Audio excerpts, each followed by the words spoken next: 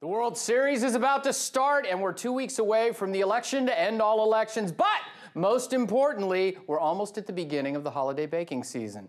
Pumpkin pie. You know Sammy! My name's Steven Kruiser. This is Kruiser Control. Let us start!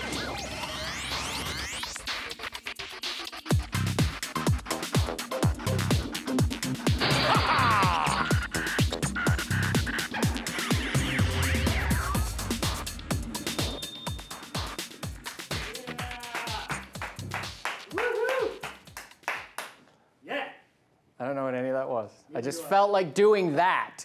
A little off today. Little fits and starts. We're okay. We're going to be okay. Ever wondered what an MSNBC viewer was really like but didn't want to have to risk going inside an episode of Hoarders to find out? We've got that covered for you because we care and stuff. Hey, welcome back to Morning Joe. It's time to talk about what we learned today. Mika, you have a guest. I have Annabelle. She's 9.5. She has 4 brothers, so she kind of feels my pain this morning. But Annabelle, who do you think should win the election, Annabelle? Mitt Romney. Oh, there you go. I'm with you, Annabelle. Thank you so much. You're a wise, wise girl. What did you learn today? Booing a 9-year-old girl. You know what the proper response is to that? What they should do? You do that if you want to have a reaction to the 9-year-old girl. You're boo! Did you see the guy behind her? He's smiling and he thinks that's going to be boo, boo, boo. And then she turned around and she kicked all their butts. She did. They went off camera and she's like, right, yeah, let's roll. She's a 9-year-old conservative girl. Took him out. Took him out. I think that was Joe Klein off to Willie's left who looked like he wanted to feast upon the brains of the people there. That's MSNBC for you. Love them. With a new supply of pull-ups and a freshly washed cape, the translucent Avenger returns. Yes, boys and girls, it's tingle time.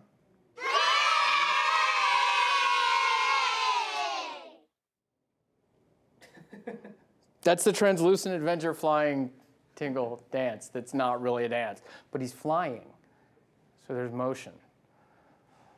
Watch as the creepy and inappropriate unbathed uncle of cable news continues to beat a horse that died in early 2009. Yeah, it's kind of smelly.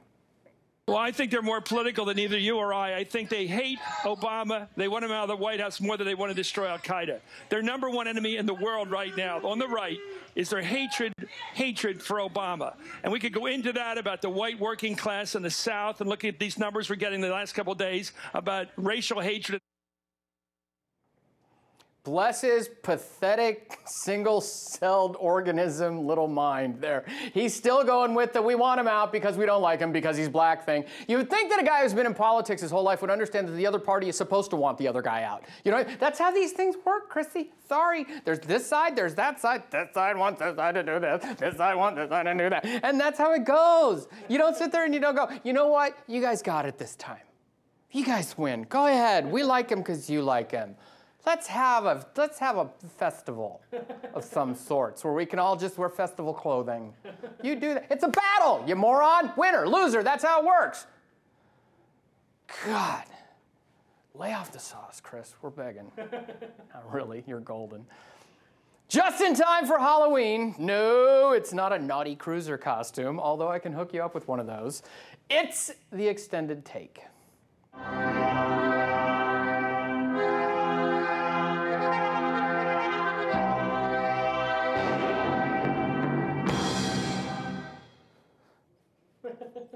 Removing my eyeballs. Uh-oh, somebody let Soledad O'Brien out of the ratings dungeon to play with the nice people. President Obama, as we all know, got in a dig about Mitt Romney saying that the Navy was the smallest since 1916, and he said, well, we have fewer horses and bayonets as well. We got some big laughs out of the crowd on that, and I'm going to start, if I can, for a moment with Bob Thwaites over here. I'm going to go this way. I'm trying to figure out how to do this. So you've said, you know, often we in the media talk about moments. Did you think that that was an important moment that would influence your vote in any way? No, not at all. Despite the spectacular failure of the lapdog media trying to distract us from this spectacular failure of a presidency with Big Bird and binders after the first 2 debates, many wasted no time in attempting to make horses and bayonets a thing after the last one. The president's apples and oranges comparison rotted quicker than Ed Schultz's breath after a tuna sandwich and garlic eating binge. Should I wake up happy with the election results in 2 weeks, the overwhelming part of my joy will be derived from the fact that the Soledad O'Briens of the world will be feeding on the tasteless gruel of irrelevance after so desperately trying to drive narratives that never were throughout the 2012 campaign. I will give them an A for mindlessly devoted effort, but I will not give them a trophy, because this is the real world and everybody doesn't get one. Oh, yeah. Tweets of the week! Yeah. Twitter.com/Steven Kruiser. You follow me, I'll follow you. You got to tell me to follow you, or we'll follow you back, no eggs. And, you know, that's about it. I was going to chastise people this week, but everybody's been kind of cool this week. I was trying to pick someone out to shame, but there was no one to shame. Tweet number 1. Yeah. Wow. What a hole. We're going to file that and get back to it later. Tweet number 1 says, what happens when you attach a bayonet to a horse? Logical question after the debate this week. You get an underwater swimming war beast that can emerge anywhere and kill Big Bird. That's what you do, with a binder. You'd think you'd use the bayonet, but no, it comes up and it just slaps Big Bird's face in the binder. Big Bird binder face. Tweet number 2. How can you make pudding if you don't eat your meat? It's hard not to do that when the music started on that. Tweet number 2 asks, what exactly do I have to do or not do to be selected as your running mate in 2016? I make great pudding. Pudding should do it. I don't know if, do I need a running mate, Sammy, or am I going for like Galactic Overlord in 2016? Because I think that it might get squirrely after this election anyway, and elections aren't going to be quite what they used to be, and I don't want any of that Chad stuff. I don't want any of that voter fraud. I want Galactic Overboard, binders, nuke 'em, I win, and then it's, you know, it's a party if I'm in charge. So just go with it. Tweet number 3. The doctor said I wouldn't have so many nosebleeds if I kept my finger out of there. Some rare audio tape of me as a child. Tweet number 3. My friend Sean Hackbarth. Genius idea for 2016. Tag team presidential debates. Thoughts?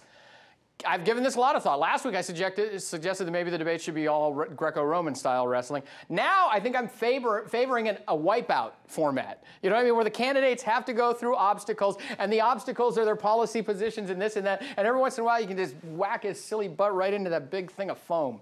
And then they keep going back, though. They don't get knocked out. They have to keep going back and get it, because you know it's going to be fun after a while. Just, boom, there he goes again. Oh, well, you know, healthcare, boom, and then it knocks him off, and it's...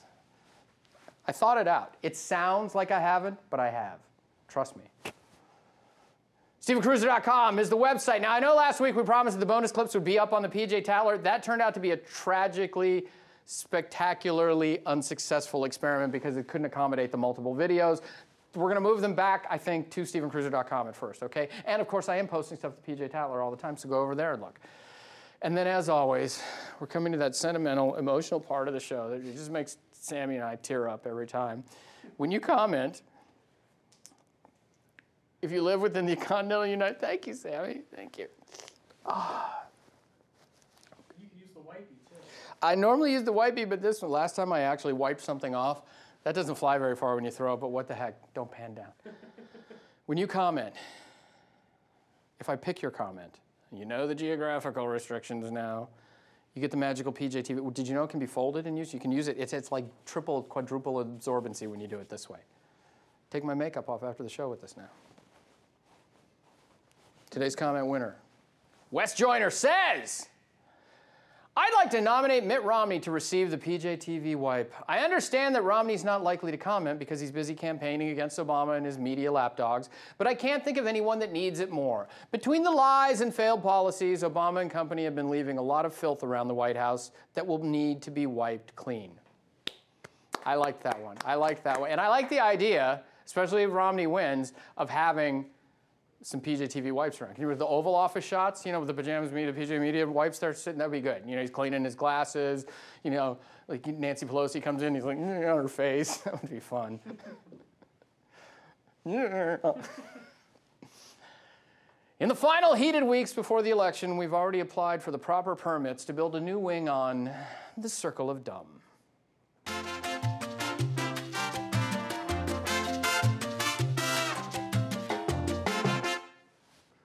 This is just like, just like almost like working with a medicine ball, but it's sort of a dance for that, and it works the obliques. We had a sneaky suspicion that once we let her in, she would want to make the place her own. Ladies and gentlemen, your repeat winner is...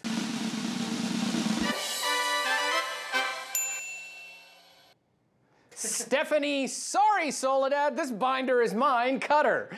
Just before the final debate, Ms. Cutter admitted that the most powerful man in the free world was still willing to stake his claim for re-election on a Muppet. Too much Big Bird? Well, you're right, Bob. We are not the ones that brought up Big Bird. Big Bird is important because that's the only thing that Mitt Romney could point to as to how he's going to reduce the deficit. I like the way that froze on her face, because then she goes on to say that binders are important too.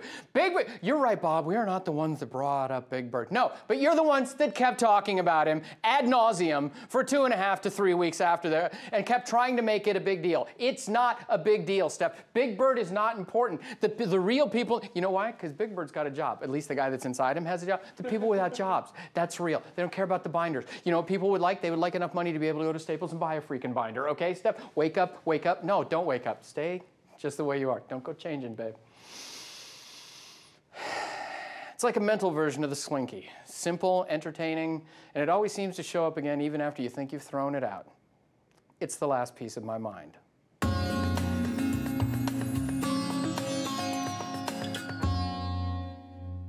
I was having a conversation last night today with a friend of mine about this Benghazi email thing that just broke last night, saying that the White House knew within 2 hours that it was a terrorist attack and they didn't respond. And a lot of the more cynical among us have been saying, well, it's not going to be a big deal because the press is going to ignore it, which is one view to take. But the other thing, there is the resignation about the inevitability of the bias of the media, but there are also a lot of us who've been fighting very hard for a few years to change that. One of the easiest ways to change that is to not be resigned to the inevitability. Get it out there. Keep talking about it. Talk to the people you know. Talk to people online. Don't let these kind of stories get run over by the mainstream media. That's all I'm saying. I love you guys. I'll see you next week.